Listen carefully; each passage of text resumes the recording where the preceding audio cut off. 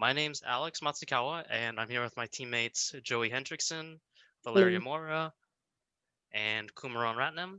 And we handle the topic of the verifiable voting platform. And our group decided on making our name Smart Voting. So start off with our vision document. Our smart voting platform is a third-party system that we plan to distribute to multiple companies in order to facilitate decision-making in a corporate environment. Our system should give a way for our stakeholders, which, as you can see here, I'll highlight it, our company managers and or executives, to get anonymous and secure feedback from developers and workers at companies where the platform is going to be deployed. We expect to be able to manage around 45 to 100 users at a time for each platform deployment and are focusing on accessibility and user friendliness in terms of front-end design. Furthermore, to ensure our platform stays more secure than other alternatives like Strawpoll and SurveyMonkey, we will also be designing the platform to only interact with the company server that's deployed on and browsers that interact with said server. And moving on from that, we'll go over our systems requirement specifications document. Hello, I'm Val. So with our software requirement specification document, we describe the sequence of events between the user and the system that yield the result of a voting system. So I'm going to come back up here. So for our actor catalog, we have our poll creator and our poll respondent, which has a detailed description of what each actor does. It also includes the user, which is anyone who is using the system. So with our use case, I'm going to zoom in a little bit. We do include 8 use cases, and I'll just read them off. To make a way to give feedback, remind people, fill out a poll, get responses, stop more responses, free system space, verification, and maintain security. And on the left, you can see that we have the users that are interacting with that use case. The poll respondent interacting with giving feedback, remind people, fill out a poll, and stop more responses. And the poll creator interacting with the make a way to give feedback, remind people to fill out a poll, give responses, stop more responses, and free system space. And again, we have the user down here to the left, which is anyone who is interacting with the system.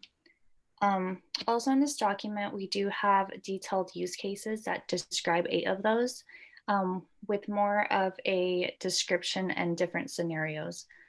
So for example, to make a way to give feedback, the primary actor is the poll creator. The trigger would be for the poll creator to create a poll. The preconditions is once a user is logged in. And here on the main success scenario, it just gives a breakdown of what will need to be happen when a poll creator is making those polls.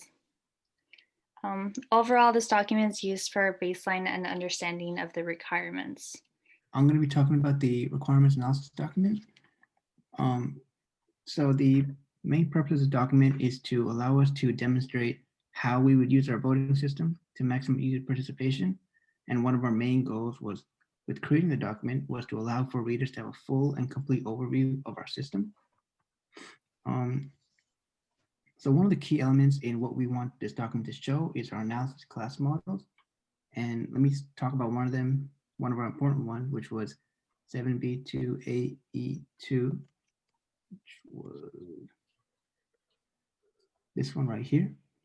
And this is the model that allows for us to get user feedback, meaning the poll respondents are able to fill out a survey. And you can see in our diagram, we have our main actor, the poll respondent, and they are able, they are able to interact with our poll respondent boundary class, which is basically the actor sending a message to the system. This in turn will interact with the feedback control, which is basically describing what the system has to do in order for us to meet the user goal, which is giving feedback. And then lastly, that will interact with the poll class, which is basically what we want to manipulate, what the thing is that we want to manipulate. For another example, I can look at this one right here, 710117, which allows us to get responses from the secondary actor, which is the poll respondent. Similar to the previous one, the main actor poll creator links to the poll creator boundary class, which basically, and then this will interact with the get response control class, which has to be done, which then interacts with the poll, which is what we're manipulating. Let me go down to the bottom document. This was already spoken before, behavior model. And then, yeah, for the flow models, one that I want to talk about was how the poll creator is allowed to, for example, stop responses from a user. And then the diagram is able to go over all the scenarios of what the poll creator must do in order to stop the responses, such as if the responses are currently not in the poll, or if there are responses in the poll, and how they are sent to the system, and how they're finally terminated. All right, so here's our UI demonstration. We did this in Pencil because it's something that at least I knew how to use. So when you first log in, you're on this screen. These are all linked to the proper pages. So if you click on this, it'll take you to this page. So you can toggle between being a poll respondent or creator. And if you're on the respondent page, you'll get taken to this page. You can click on any of these polls and you'll get taken to the page where you can respond to the poll. And you basically just fill out the poll, answer all the questions, and from there, click submit. And that'll bring you back to the home page. You're pretty much done. You can log out or go to settings from there. If you go to settings, you can log out, and you can also change the mode. So it's got a light mode and a dark mode, and we're planning on a high contrast mode for user accessibility issues. And return to home just takes you back to the home page, and save settings just saves the setting that you're currently at. If you're on this page, it'll take you to the poll creator homepage, which is where the interesting stuff happens. So from this page, the first thing that you would like to do is create a new poll, which will take you to the template. From here, you can click on any of these buttons. Clicking on those buttons will take you to the wizard, which just gives you a bunch of options for helping create the poll. And then eventually you'll be clicking a button that should appear down in this corner that says Save Poll. And that'll bring you back to this page, and you'll have a new poll in the In Progress poll. You can drag a poll from here over to here, the Published Polls section, and that will let you share the poll with any of the respondents so they can actually answer the polls. And when you want to know the results, you can drag it from here over to the Closed Polls. Clicking on any of the published polls or closed polls will take you to the View Results screen, which will let you see what all the results have been. And it's got all the answers nicely totaled with a total number and number of percentage. And you can also view write-ins and poll responses. And that is our UI. So, things that we did well. I think we did a fairly good job working with each other. We all seemed to work well together.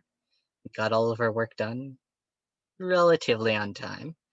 Things that didn't go so well, the interview was massively confusing, and we really didn't get much information out of it.